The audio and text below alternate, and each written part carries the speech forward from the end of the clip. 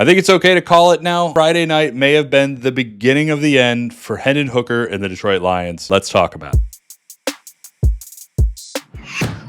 Hi, it's Mike Payton from A to Z Sports Detroit. Today we're going to talk about why Friday night might have been the beginning of the end for Hendon Hooker and the Detroit Lions. Let's just go back and recap everything a little bit. In the 2023 NFL Draft, the Lions took Hooker with the third-round pick. He was already 25 years old. Even at that point, it just didn't seem like this guy's going to be the successor to Goff. Goff was coming off a big 2022 season. 2023 was better. 2024 was even better. It just never made sense that Hooker would ever be that guy just based off his age alone, because by the time Goff's contract's up, Hooker is going to be well into his 30s at that point. He's already going to be turning 28 years old this year. Since he got to the Lions, he missed his entire rookie season, came on a little bit late. I guess you could say he didn't miss the entire thing. Came on a little bit late, practice. In 2024, he got the opportunity to go out there and play some preseason games, and you saw right away in this training camp and in the preseason games, timing was a big issue for him. He kept holding on to the ball too long, was taking sacks, sometimes sack fumbles, other times he would overcorrect and he would throw the ball out too fast to throw a pick, and he just never seems to be able to get over that mental hurdle. And look, I'm not saying it's easy. I couldn't do it,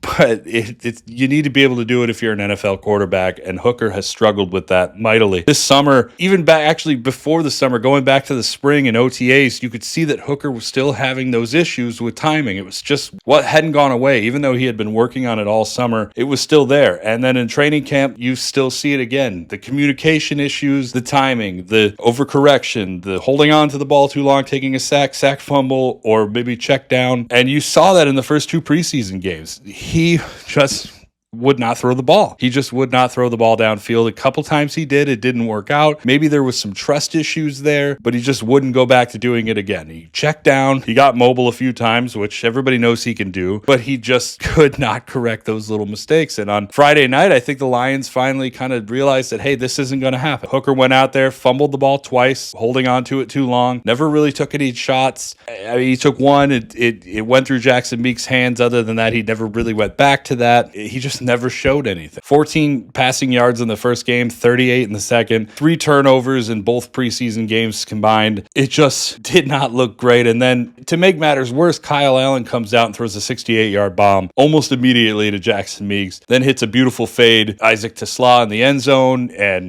then he throws another touchdown later in the game to Jackson Meeks. Just he missed one throw in the entire game, and that was the worst possible thing that Hooker could go through. And also, you have to consider that the Lions said that they were going to start Hooker for the first half of this game and wound up taking him out with about 5 to 6 minutes left in the second quarter. It's just not good. It's not where you want to be. We'll see where things go. But at this point, it looks like Kyle Allen, who has looked good in both training camp and in the preseason. I know he threw those 2 picks in that first game, but he had some great throws outside of that. It looks like he's the quarterback 2 on this team. And I can't see a world where the Lions carry 3. So they're going to have to maybe think about cutting their losses with Hendon Hooker. Maybe they look for a trade. Maybe they just flat out cut him. Maybe they hope that he can come back onto the practice squad if he clears waivers. We're going to see what happens with that soon in the next few weeks when cutdowns happen. But right now, it does not look good for Hendon Hooker.